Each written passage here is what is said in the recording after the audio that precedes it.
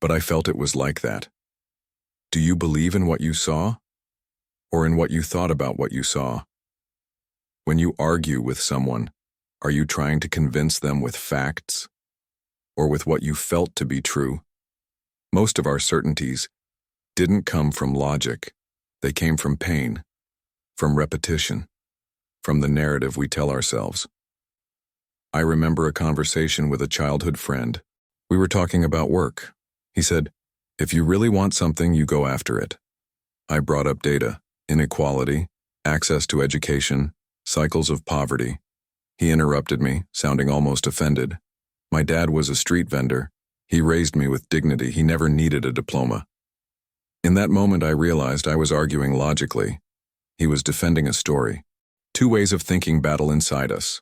The logical mode, rational, structured, analytical. It looks at data, statistics, patterns. It wants proof. The experiential mode, emotional, intuitive, shaped by life experiences. It feels, associates, connects. It wants to relive or avoid reliving. Every time you try to convince someone using numbers and that person has lived the opposite of what you're saying, they're not listening to logic. They're reliving pain. It's like someone saying, kids raised with boundaries are emotionally healthier, and another person remembering a strict father who hit them for anything. Or when someone says, the police are just doing their job, and the other person remembers a brother who was killed in a police stop for no reason. These conversations aren't just about ideas. They're about memories, emotional baggage, wounds that start throbbing again. Have you ever felt that? Trying to explain something rationally, and the person reacts like you attacked their very soul? It's because many times our beliefs didn't come from books. They came from wounds. And from these wounds we create a filter. Something like, when someone ignores me, it's because they don't care. When they speak firmly, they're putting me down. When they make mistakes, it's because they don't care about me. But what if that's not the case? What if the silence was just tiredness? What if the mistake was human and not indifference? How many arguments have you had because you interpreted the other person's action, not for what it was, but for what it meant to you? I'll give you a real example. A patient once told me crying, "I feel awful when he doesn't reply to my messages. It's like he doesn't love me." I asked, "Do you really think he doesn't love you?" She said, "I know he does. But when he doesn't reply, it's like I become that child again, the one whose mother left her alone in the room to cry." Did you get that? The problem wasn't the reply or lack thereof. It was the emotional meaning she built around that silence. And this happens to all of us, all the time.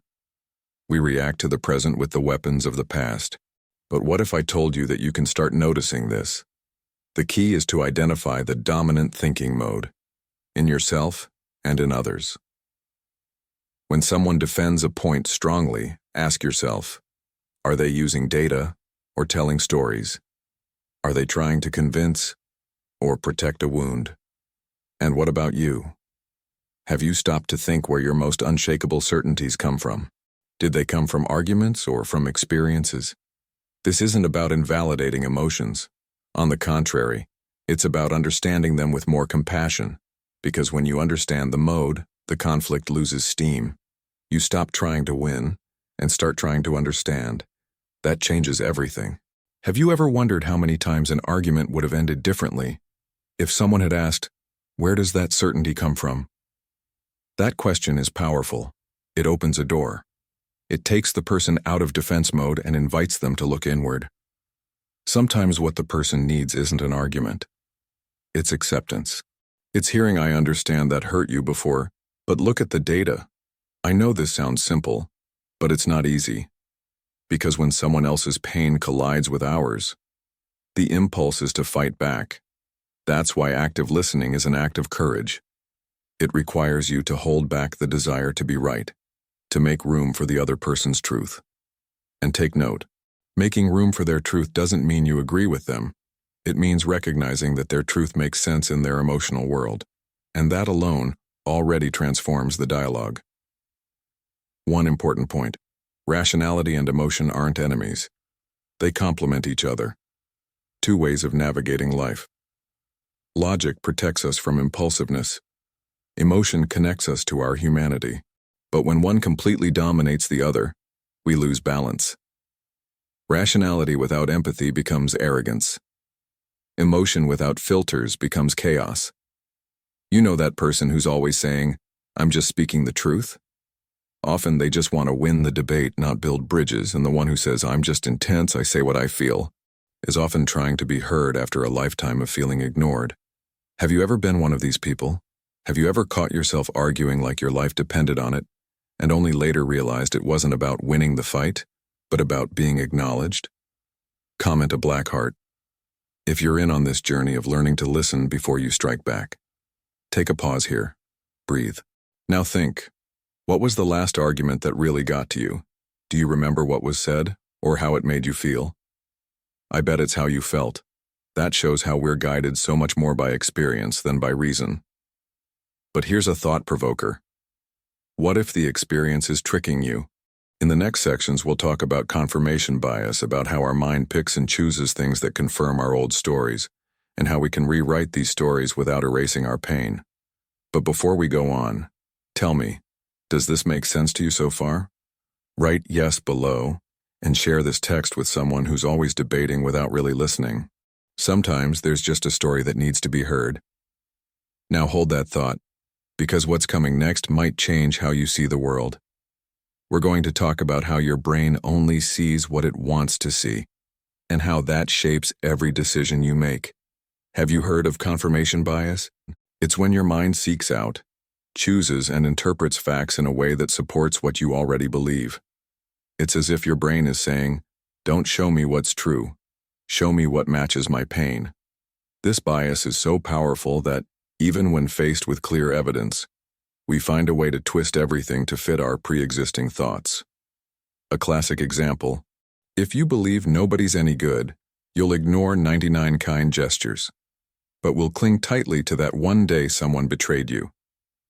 If you believe real men don't cry, you'll see any sign of vulnerability as weakness, even if deep down, you wish you could break down too. If you believe I'm not good enough, any criticism becomes an attack, any silence becomes rejection, and any compliment becomes a lie. The mind doesn't want the truth. It wants internal coherence. It wants the outside world to match the story we tell ourselves inside. And why does this happen? Because it's too exhausting to rebuild a belief. It forces us to face the possibility that we might have lived or felt something in a distorted way. And that hurts. A lot. Changing an idea is easy. But changing an idea that protected us for years? That's scary. Because it might be wrong, sure. But it was also a shield. And here's the paradox. To grow, we have to let go of what once protected us. But that's only possible when we create a new kind of safety. A safety that doesn't come from being right, but from being aware. Want a real-life example? Imagine a woman who grew up hearing from her dad, "Men are no good, they'll all hurt you." She grows up with this belief. It becomes an emotional truth.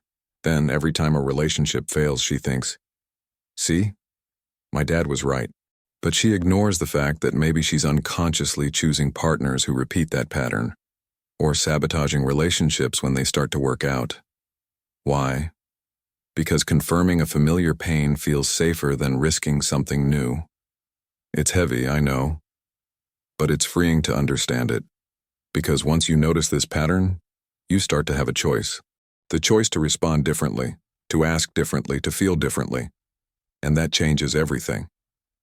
Now let's bring this to a real scenario. You're in a political conversation. One side brings graphs, data, studies. The other side replies with, "But my cousin lives this every day, are you saying that's a lie?" They're both right, but neither is listening to the other. Why? Because they're not discussing reality. They're defending different mental models. One defends the rational mode, the other, the experiential mode, and neither is willing to drop their shield. The question that could change everything would be, could you tell me why this is so important to you? That question disarms. It shows interest in their story, not just their thesis. It makes room for the other person to exist as a human being, not as an enemy. Can you remember an argument where this question could have prevented a conflict? Comment below. I've been there. And if you've never asked this, maybe it's time to start. Because that's where the next key comes in, the art of suspending judgment to really listen. When you listen with judgment, you filter. When you listen with curiosity, you connect. This even applies to our own internal dialogue. How many times have you judged yourself for feeling too much, for not being able to move on, for repeating patterns? What if, instead of judging, you asked, where's this pain coming from? What is this pattern trying to show me? Maybe you'd discover the problem isn't that you feel too much, but that you never learned to translate what you feel. And now, we reach a crucial point. Most of us don't really want to win an argument. We want to be heard, validated, understood. But we learn to shout when we don't feel heard, and to tune out when we don't want to be heard. So the cycle repeats. Shouting versus silence, attack versus defense, data versus pain. But if you've read this far, some part of you wants to break that cycle, wants to stop reacting automatically, wants to listen to understand, wants to talk to build, not just to win. And for that, there's a technique that can transform how you speak with anyone. Pause and reflect before you respond. It seems simple, but it's rare. Breathe, feel, acknowledge. What did that bring up in me? Before snapping back. See how powerful that can be? You take the conversation out of the realm of reaction and move it into the realm of intention. That's where real dialogue is born. But maybe you're thinking, okay, I get it. But how do I do this when the other person isn't willing to change either? That's an important question. And the answer is that someone has to start. If you read this far, maybe that someone is you. Someone has to be the first to breathe, to ask different questions, to listen with compassion. And it's not about being nice. It's about having emotional leadership. Someone with emotional leadership doesn't just react. They guide. They don't impose. They propose. They don't shout. They influence. And this isn't theory. It's daily practice. Tough, but transformative. In fact, and it changes even how you see yourself. Because every time you hear someone out without striking back, you learn to listen to your own story with more kindness. And that starts a whole new kind of revolution.